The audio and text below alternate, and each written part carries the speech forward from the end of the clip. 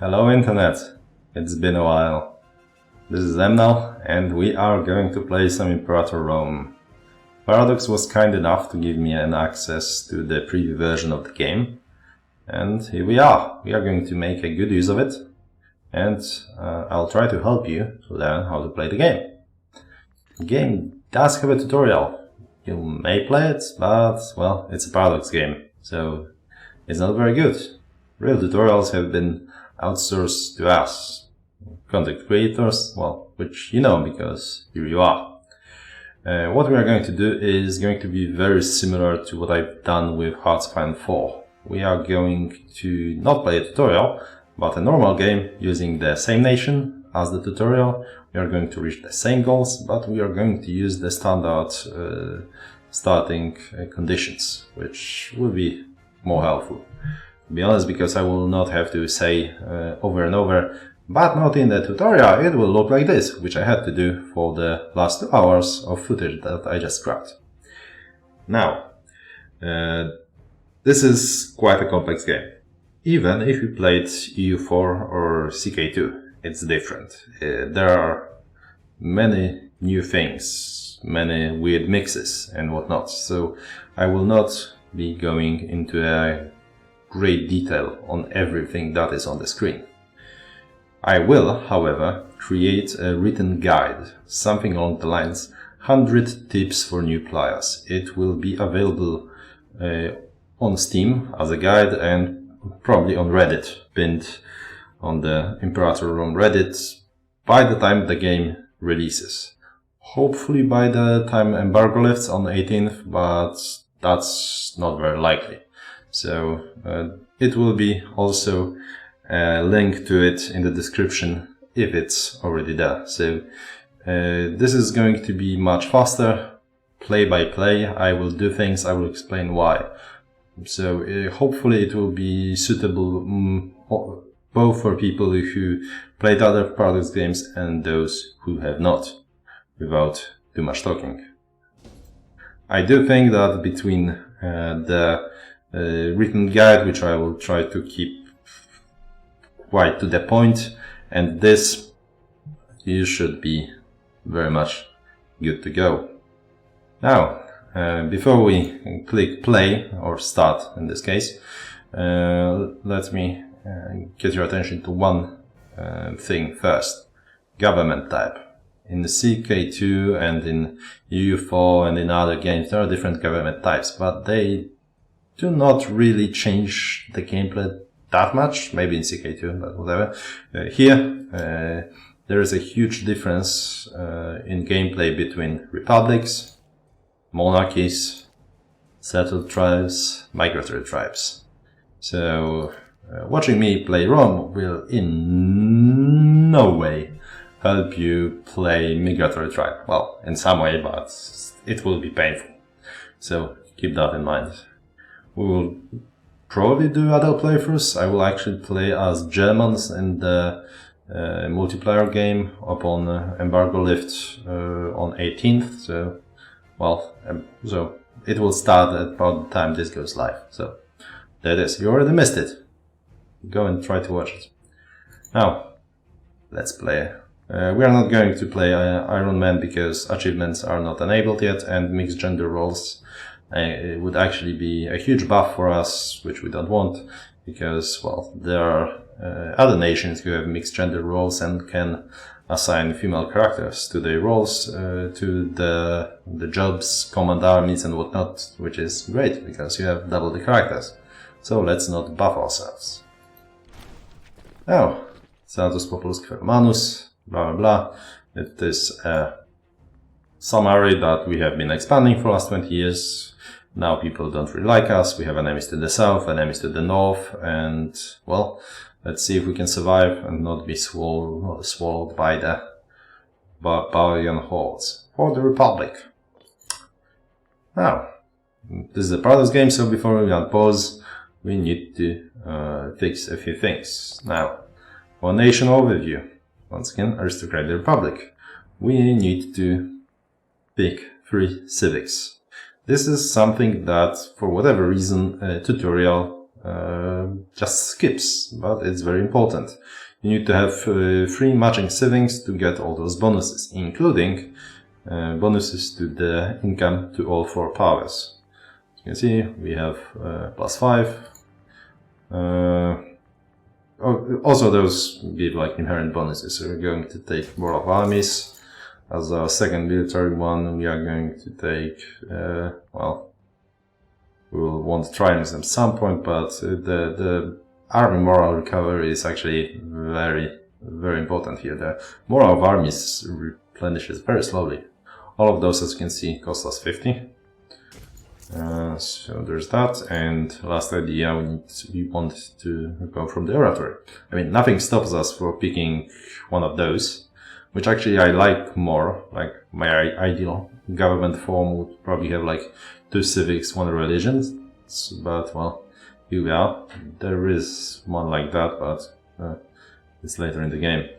So here we can either get lower corruption, which is okay, or loyalty of our generals, or improve maximum opinion. I think we will get monthly corruption. Corruption is a pain in the ass to get rid of. Loyalty is a little bit easier to come by. So, as you can see, now we have a nice tick here, and this jumped to 6. Alright, now for our government, we are a republic, this is Senate, and those represent what kind of factions our senators are. There are 5 factions, each one gives us some bonuses or penalties when it comes to populists when it is in power. We start with a civic faction, and probable next guy is from the military faction.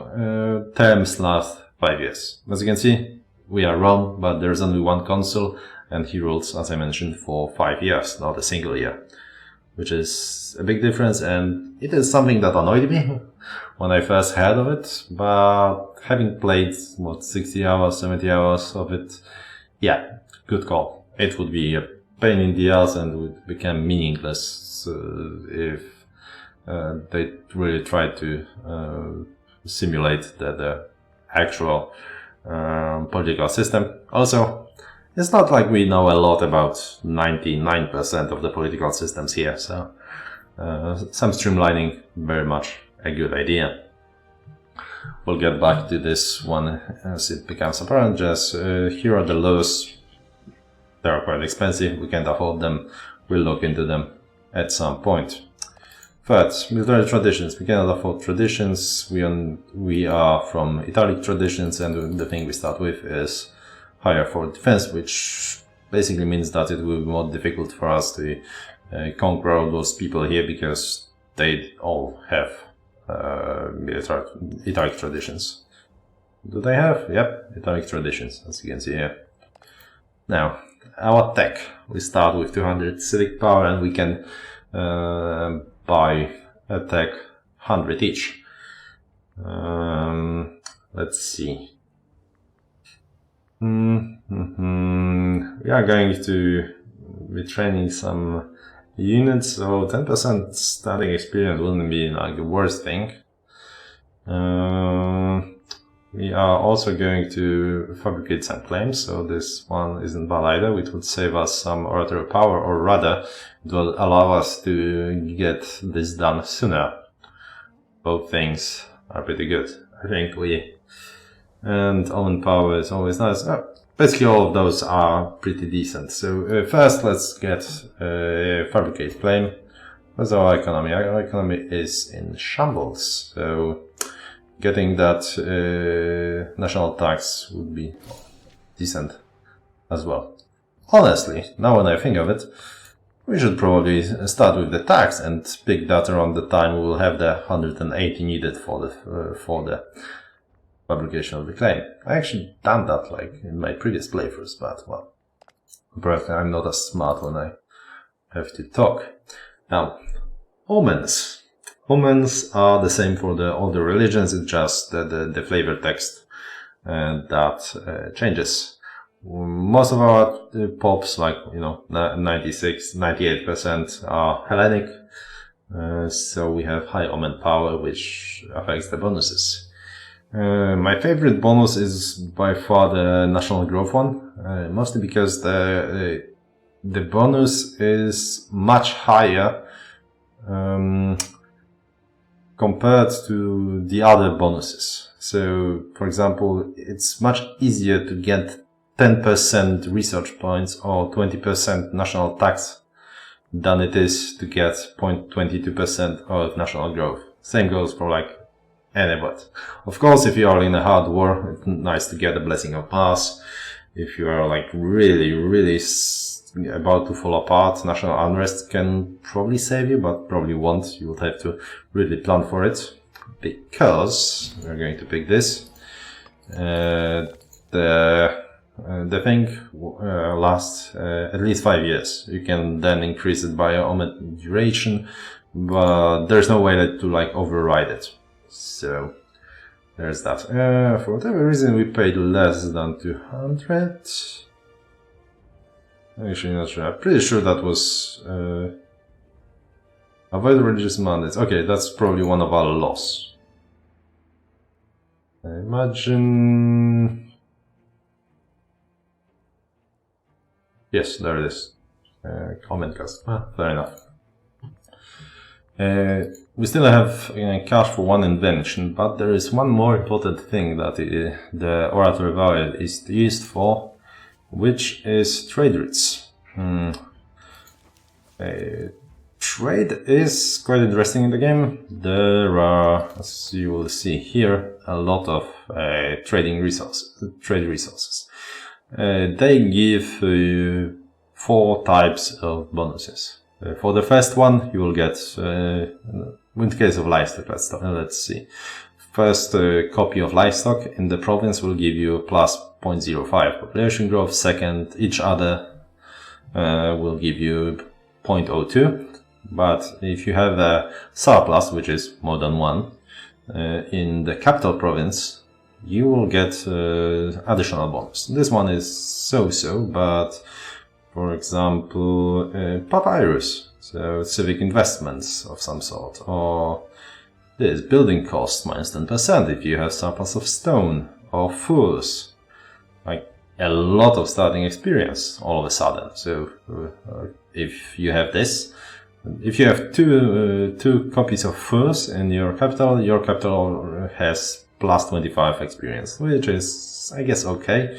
I haven't extensively tested it, but it seemed to be helpful. So you would have to get accustomed with all those bonuses, what they do and what not. So let's see what are we reporting here. Oh, also, and the fourth one is when you are exporting such thing. So if we have, for example, 2 provinces with excess of wild game, one which is capital, we'll get that 10% to archers, and we are going to export the other one, which will give us another 5%, which is pretty decent. Okay, so we are importing grain, which is a pretty decent choice because it will give us additional 0.05 of population growth, as well as bonus to national manpower. And based on our national manpower rules, how much manpower we will regain every month. As you can see, we do have our manpower pretty much maxed out, so we should definitely build some troops before we unpause. Now, our economy. This is, I think, as Rome at least, we will leave it as this, because we don't really want to sacrifice research powers. I mean, it's not a big deal, because first of all, you can switch it on the fly. It doesn't cost anything. So if you are struggling, a few more bucks will help. Commerce, let's see if that actually affects us. It does not, it seems. We can actually painlessly,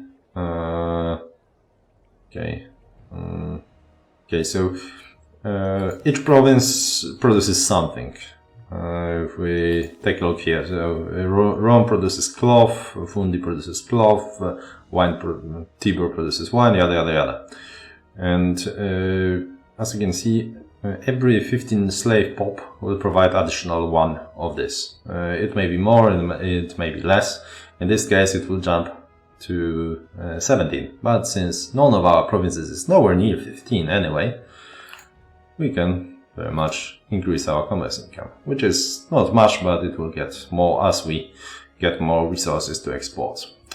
We don't really want to deal with that. This is a very expensive way of getting more morale. This is a very cheap way of losing a war. So use at your own discretion. This is an expensive way to get some important powers. We don't want to do that quite yet. We'll get to talk to like which powers are really important. Right now we only have access to one trade route, so sometimes you start with a few open, so you may want to, for example, get a good bonus rather than get an early invention.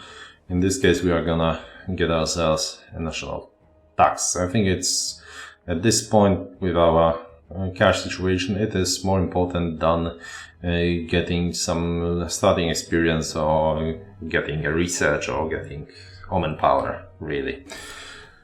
So let's do that. Now, yes, it will still be a lot of talking, I'm afraid, but like we need to cover some basics, so bear with me. Pops. So we have citizens that mostly provide us research points and some commerce value. Most of the commerce value comes from basically exporting stuff, so that's the commerce value is negligible, really, right? But they are your main researchers. Freemen, they provide manpower. Slaves, they provide cash and the whole the research, what is it? Forgot the name. Surplus, right, and allow you for the surplus. So, and last and definitely least, tribesmen provide a little bit of both. All of pops have their culture, their religion, and are affected by happiness. If they are below 50 happiness, they will increase your unrest. If you have unrest, it will lower your province loyalty. If your provinces are disloyal, there will be a civil war. Civil war will kill you. Good night. Now, let's, we don't really care about the rest. Do we want to get an alliance? Keep in mind that those alliances will not last. Let's see if we even can make an alliance. We probably can't. Anyone there? No, because nope, no one likes us. That's sad. Maybe Syracuse. Oh, look at that. Syracuse likes us, but they're pretty far away.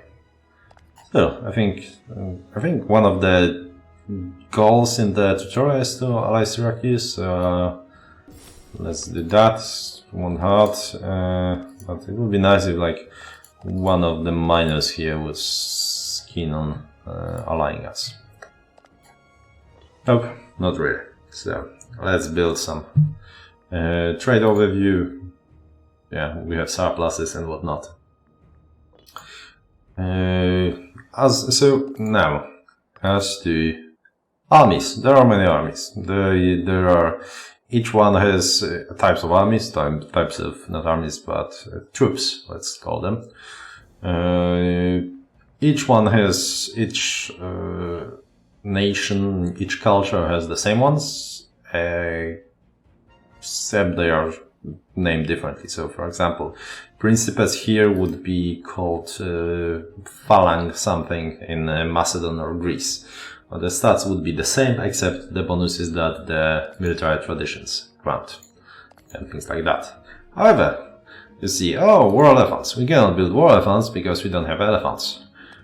We can always build those when we have horses, and we can build horse things, and if we have iron, we can build those. This is going to be, as Rome, our bread and butter. You need iron. which we do have, and we have a surplus of it, which will give us, if you glimpsed at it earlier, additional heavy infantry discipline. Discipline is very powerful. 10% discipline is a lot. So let's take a look at our armies. So this army has 5 archers and 5 heavy infantry. We are going to add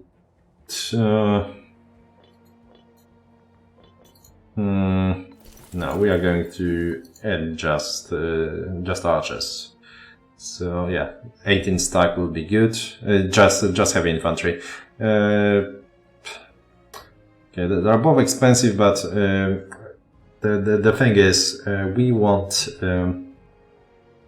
Okay, we don't have cash for it, but basically, they will take more damage than our infantry here. So by building heavy infantry, we are saving manpower. In this case, let's, however, I convinced myself, we are going to build up this army and then split it in half, so it will be easier. So we are going to build 3 of each. We'll build to 5,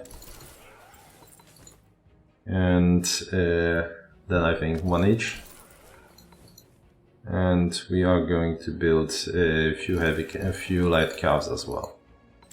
So we have 2 similar armies ready.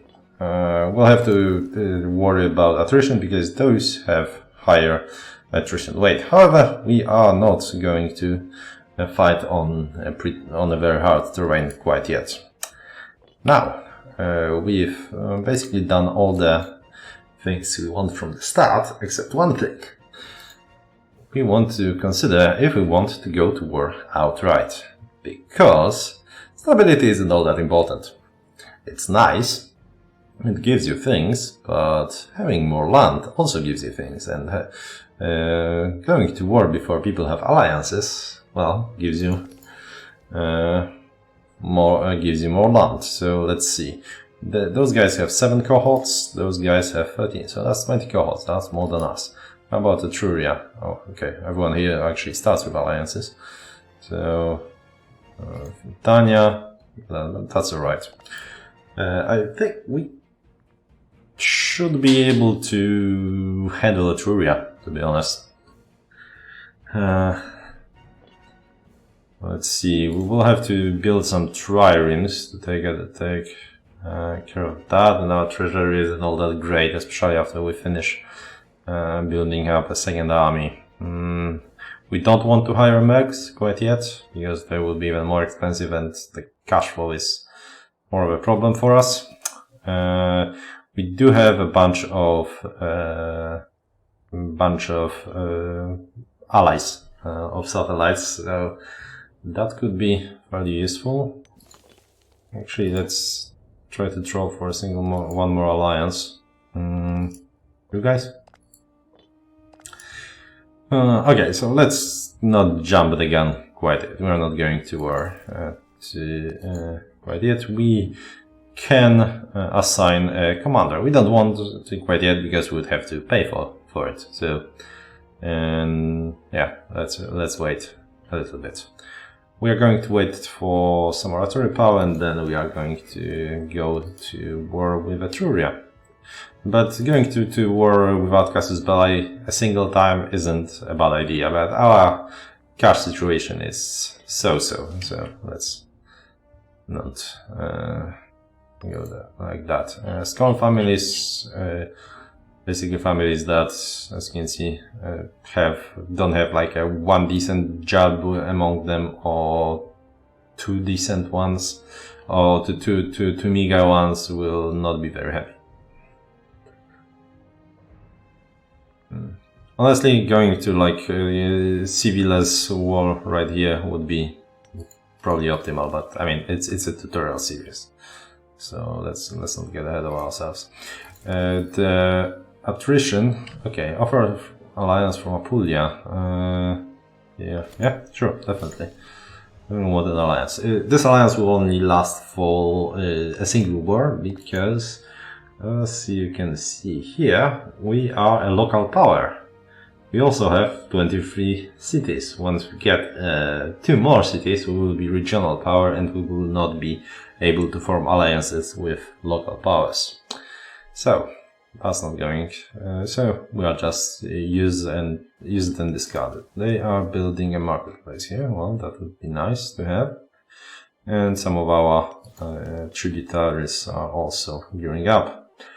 Yeah, our cash situation is so. Okay, who did you get? Okay, so this is basically the same situation, and you are in a defensive league now. With Brute, yeah.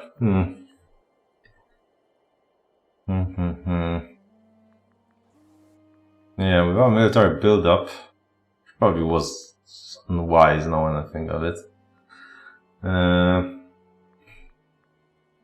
Yeah, we'll probably have to go for this civil-less war anyway. Let's see if we can get. Let's see, state of our economy. Actually, let's go for lower research points. We don't really need that much quite yet. Okay, so we will lose. Oh, another thing that we want: Ascendance of Rome. Oh, right, we are gonna get claims. I forgot about that. To be honest, I haven't really played Rome beyond tutorials, but I played quite a few other nations, so hopefully I'll be able to extrapolate, and it's not all that difficult. Now, we are going to get claims on, well, all of Italy. Now, what you see here is a trade envoy. What he wants is our iron. Problem with it is that we are going to lose 10% discipline from having a surplus and get only +5 discipline for exporting it. But it's some cash. So I think we are going to say no to this, however. Let's stick with the discipline. Also important thing, like if you don't want to be spammed with those, where's the trade here? You can switch this to block surplus. So we are not allowing any trade-offs that would make lose our capital bonus surplus. So okay, you know what? I'll rethink the idea of sending our iron away, because that 5 may actually be pretty decent. Okay, so now we have now we do have the claims, which would allow us to not get stability hit for going to war, and both of our allies would join. However, another thing comes into play, which is that we are a republic, and Senate has to vote for things. And as you can see here, they are not for it. We need 60 votes to actually go ahead with it. We could, let's us click that. We could force it through the Senate by gaining 5 tyranny. Tyranny is a pain in the ass to get rid of, and we actually need it later. So it's not all that bad, but it's pretty problematic. So it would actually be better to use the information we have here to try to convince some people that they should vote yes. So if we are importing from them, the mercantile faction would be against. But what would make them for it? The fact that the current faction is in power, if we had more popularity as our leader, and what is the easiest here is by far ruler is the friend of the faction leader. Same goes for here. So military faction you would think would want to go to war, but nope. And if they had tyranny, if enemy had tyranny, they would be for it. So and if the target was stronger than us. not the case. So what we are going to do is try to befriend this guy. So this will work actually twice, because as you can see, this is probably going to be the next leader after we get out of the office, which means that it will work then for us to get support for of the civic faction once military faction is in power. So let's try to make friends. We'll get a series of free events demanding different things of us to get that friendship. They sometimes are pretty bad, sometimes are okay. We'll see which random ones we'll get. What is our... okay, so exotic gifts, first of the events, there will be free. Basically, so you can say, oh, hundreds in gold. We don't have any we don't have any gold. However, this is not Rome's gold, this is this guy's gold. He has 200, but unless I'm not mistaken, I'm yet to see actual issues with my ruler being in the red. I mean, there are several, he cannot pay for his loyal troops, and he may get a gambling addiction, yada yada yada. But beyond that, it's if you get the cash one, always go for the large. You basically need, I think, once I managed to get a friend without going without getting it all three events as max. So you should probably expect invite to defensive league from Sardinia. Sure. Yeah. We're going to be in a league. Perhaps that may allow us to get into a war. Probably won't, but also will stop some other people from gobbling them up if that's going to be a bit problematic. Not a big deal. So, oh, right, we have too many relations. So that was a bad idea. Should have taken a look. Leave a defensive league. Okay, thankfully, Senate is for it. Probably because we have too many relations.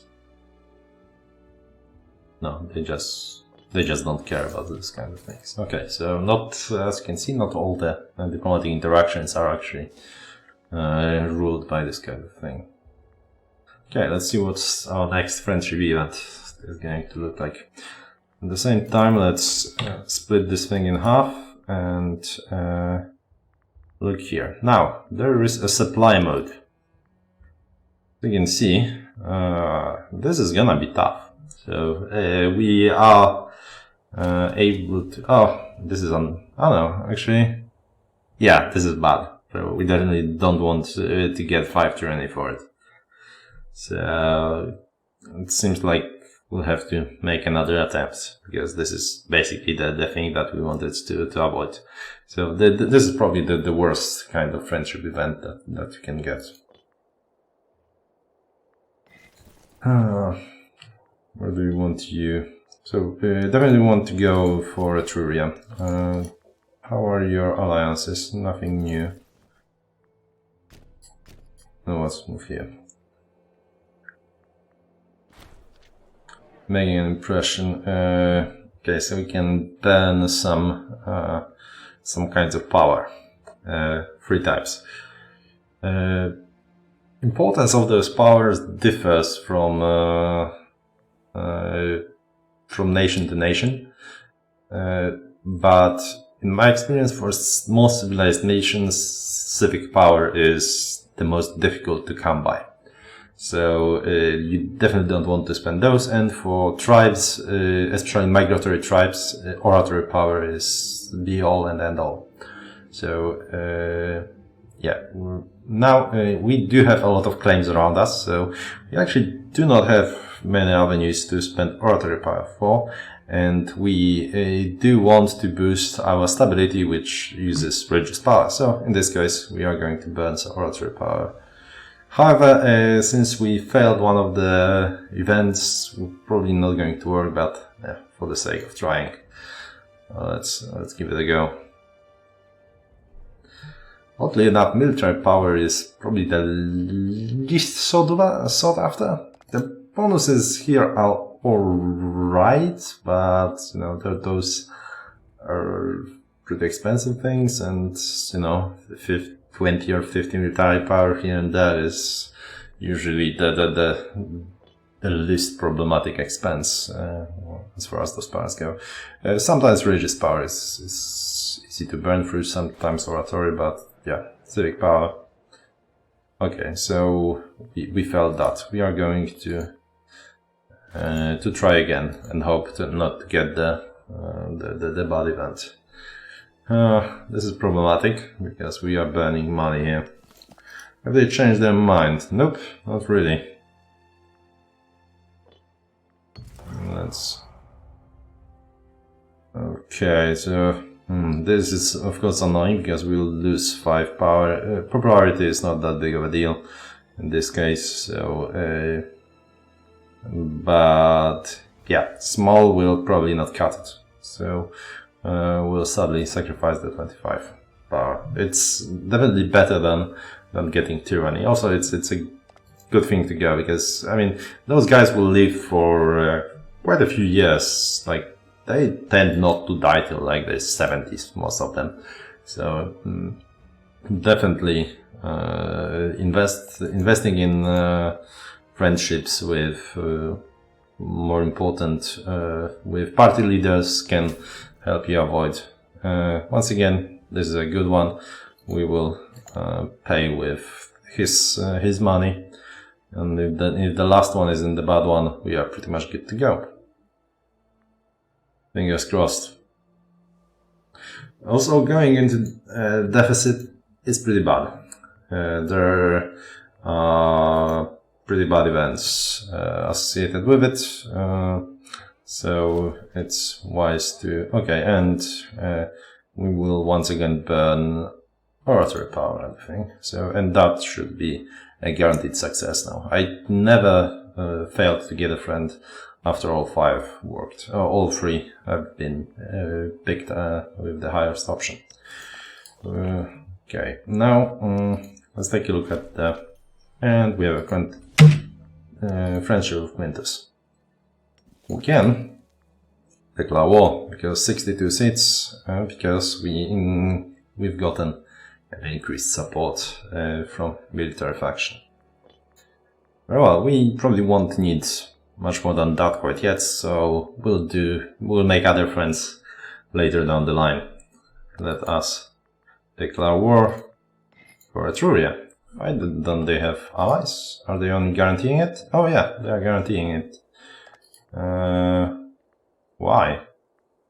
Oh, because you have 28 cities. Why do you start in an alliance that you cannot keep? This is weird. Okay, well, anyway, war with Etruria it is. We're going to pick those. And you are. Our allies joined. And we are going to continue in the next episode. As I mentioned, this is going to be accompanied by this this written guide. If you find things pretty difficult to follow, well, I hope that will help. It should. Also, I'm not sure if this is going to be a full playthrough. I planned not to doing a full playthrough when I was doing it using a tutorial. But, well, in this case, we may go pretty far. We'll see how it goes. So, thanks for watching. If you feel like you want to see more of that, then you should probably subscribe or don't.